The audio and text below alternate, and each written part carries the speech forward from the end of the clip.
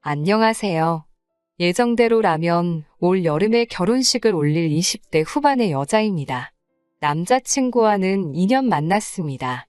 저는 대학교를 졸업한 뒤 바로 취업에 성공해 회사를 다니고 있고 남자친구는 사법시험에서 떨어진 후 계약직으로 로펌에서 근무하고 있어요.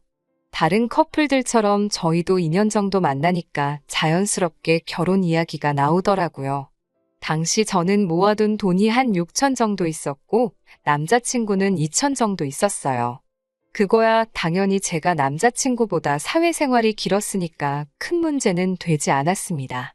돈이라는 거야 앞으로 같이 벌어가면 되는 거고 남자친구가 4천을 저보다 덜 모았다고 해서 그게 저희 결혼 생활에 어떤 큰 영향을 미치게 되는 건 아니라고 생각했어요. 양가의 도움을 받을 수 있으면 좋고 못 받아도 작게 시작하면 된다는 마음으로 그렇게 결혼을 준비 중이었습니다. 그리고 남자친구의 전세 계약이 4월에 끝난다고 하더라고요. 그래서 그러면 어차피 결혼하면 같이 살 거니까 집 문제부터 해결하는 게 좋겠다 싶어서 집부터 알아보기 시작했습니다.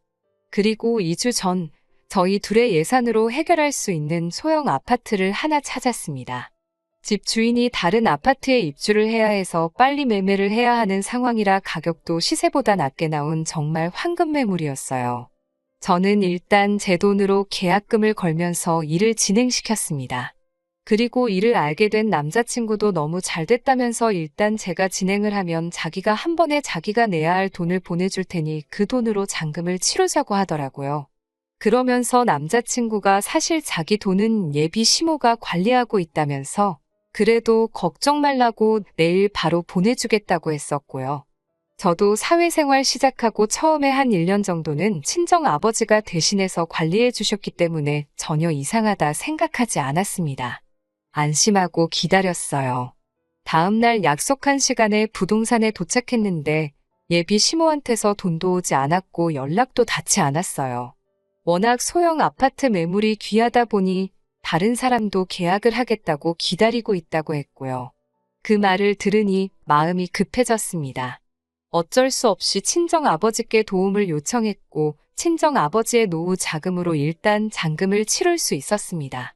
당연히 남자친구에게 이게 어떻게 된 일이냐고 따졌지만 남자친구도 잘 모르겠다면서 미안하다며 예비 시모에게 당장이라도 빨리 돈을 보내라고 하겠다고 하더군요.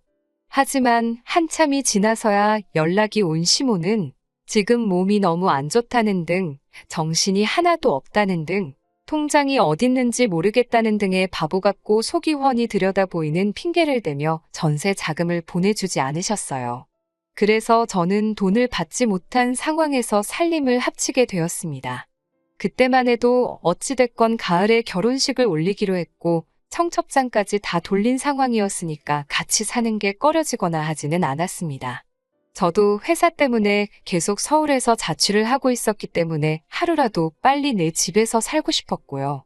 그런데 문제는 저희 둘이 살림을 합치고 얼마 되지 않아서부터 예비 시모가 자주 집을 찾아왔습니다. 말씀으로는 친정 어머니도 안 계신데 당신이 친정 어머니처럼 저를 챙겨주고 싶다는 거였죠. 하지만 저는 부담스럽기만 했어요. 친정 어머니만큼 편하신 존재도 아니었고 저도 일 끝나고 집에 오면 쉬고 싶고 주말에는 늦잠도 자고 싶은데 아무 때나 배를 누르시니 없는 척을 할 수도 없고 죽겠더라고요. 하지만 더 저를 힘들게 한 건 예비 시모의 무력이었어요. 예비 시모는 저희 집에 올 때마다 이번에는 뭐가 바뀌었니 뭘 샀니 하시면서 집안의 물건들을 꼼꼼히 살피셨어요. 저는 처음에만 해도 내가 혹시 돈을 사치스럽게 쓰는지 확인하려고 하시는 건가 생각했는데 그게 아니었더라고요. 시모가 그러는 이유는 자기 마음에 드는 물건을 가져가기 위해서 그런 거였어요. 한 세 번째 방문 때인가 인기가 많아 배달이 밀리던 대형 TV가 한 달 만에 집에 들어왔을 때였어요. 시모는 소파에 앉아 TV를 보면서 이게 그 광고하는 신상 TV냐며 아이고 너무 좋다를 연신하시더니 나는 이런 TV를 언제 가져보나 딸 있는 집들은 이런 것도 지들 엄마 척척 사준다던데 라고 하시며 계속 나도 이런 TV 하나 있으면 집에만 있어도 하나도 안 심심하겠다는 소리를 하시더라고요. 계속 듣고 있자니 민망해 죽겠는데 남자친구가 제 눈치를 쓱 보더니 그럼 엄마 며칠 가져가서 써보고 맘에 들면 살지 어쩔지 생각해보세요. 이러는 거예요. 그래서 제가 놀라서 자기야 그럼 우리는 뭘로 TV 봐 하니까 우리는 핸드폰도 있고 딴 걸로 봐도 되잖아 이러는 거예요. 시모가 TV를 차에 싣고 떠난 뒤 제가 남자친구에게 저렇게 드리고 어떻게 돌려받냐고 하니까 뭘 돌려받냐면서 우리가 하나 새로 사면 되지 이러는 거예요. 그래서 제가 그 TV 내 돈으로 산 거 모르냐고 하니까 저더러 직장에서 임직원 할인받아 못 사냐고 그래요. 그래서 그거랑은 별개로 내 돈으로 산 거라고 하니까 저더러 왜 이렇게 치사하게 구냐면서 툴툴거려요. 저는 그렇게는 안 된다고 돈 달라고 안 그러면 일주일 뒤에 예비시모네 집에 가서 TV 다시 들고 나올 거라고 하니까 알겠다고 하면서 자기가 꼭 TV 다시 받아온다고 하더라고요. 하지만 이건 시작에 불과했어요.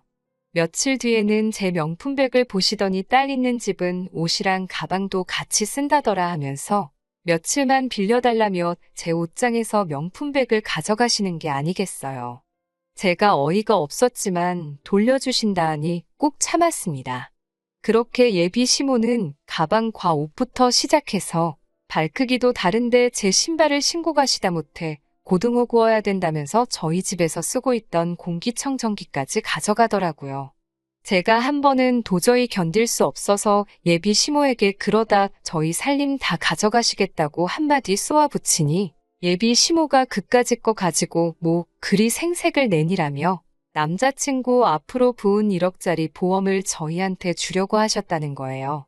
그러더니 며칠 뒤 정말 그 보험을 주셨고요.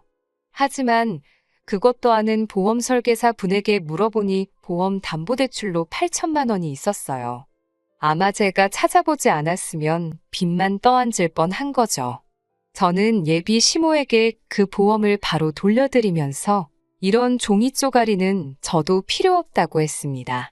지금 생각해보니 저도 이때 이 결혼 안 해도 그만이라는 생각을 하기 시작하고 나름대로 세게 나가기 시작한 것 같아요. 하지만 무엇보다 이 도둑 같은 집구석하고 연을 끊어야겠다고 생각한 건 예비 시모가 저희 친정 어머니의 유품을 탐냈기 때문이에요. 야근을 하고 집에 왔는데 남자친구는 거실 소파에서 TV를 보고 있고 예비 시모는 안방에서 나오더라고요. 제가 어머님 거기서 뭐 하셨냐고 물으려는 찰나에 예비 시모 목에 걸린 진주 목걸이를 봤습니다. 그건 저희 친정 어머니가 살아 생전에 아끼시던 목걸이였어요. 제가 뭐 하시는 거냐며 당장 내놓으라고 하니까 예비 시모도 저한테 평소와 다른 분노를 느꼈는지 얼른 풀러놓으며 그냥 한번 해본 걸 가지고 뭐 그리 난리냐고 그래요. 제가 그거 저희 친정 어머니 유품이라고 어떻게 그런 것까지 손을 대시냐고 하니까 아이고 그게 죽은 사람 물건이냐면서 재수없을 뻔했다고 하더니 너는 그리고 전에는 앞으로 나를 엄마처럼 생각한다더니 그건 순 거짓말이었냐며 그럴 줄 알았다고 적반하장으로 저를 이상하게 몰아붙이더군요. 그때 알았어요. 이 결혼을 했다가는 저는 제 명대로는 못 살겠다는 걸요. 저는 남자친구한테 지금 당장 자리에서 일어나서 네 짐 다 챙기라고 했어요. 남자친구는 상황 파악을 하면서도 저한테 화난 거 알겠다며 예비 시모한테 빨리 사과하라고 부추기더라고요. 저는 아니, 너도 필요 없다고 당장 둘 다 이 집에서 나가라고 했어요. 예비 시모는 저거 말버릇 좀 보라며 아주 기가 차다고 난리였고요. 저는 당장 안 나가면 둘 다 주거침입으로 경찰 부를 거라고 이 진명에 내건 거는 알고 있지 않냐고 하자 남자친구가 엄마 일단 나가자 라고 말하며 예비 시모를 끌어냈어요. 남자친구는 공무원 시험이든 사법시험이든 뭐라도 다시 준비하려는 중이었기 때문에 경찰하고 엮여서 좋을 게 없었거든요. 저는 그 길로 남자친구와는 파혼하기로 작정을 하고 주변 사람들에게 바로 연락을 돌렸습니다. 당연히 남자친구에게도 우리는 이제 끝이라고 말했고요. 예비 시모도 그제서야 자기가 저를 너무 편하게 생각해서 일을 이렇게 키웠다며 제발 사과할 기회를 달라고 하시더군요. 앞으로 평생 딸보다 더 소중하게 대하겠다고 말만 번지르르하게 늘어놓았지만 제가 한 번 속지 두 번 속나요.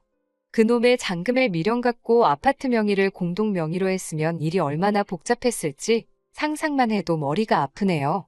그래도 덕분에 얼떨결에 아파트가 하나 생기고 그 아파트도 그 사이에 돈이 올라서 마음의 위로가 살짝 되긴 합니다. 비록 30살 전에 결혼하고 싶었던 꿈은 이룰 수 없게 되었지만 그래도 제대로 인생 공부했다 치고 더 좋은 사람 만날 때까지 열심히 살고 있으려고요.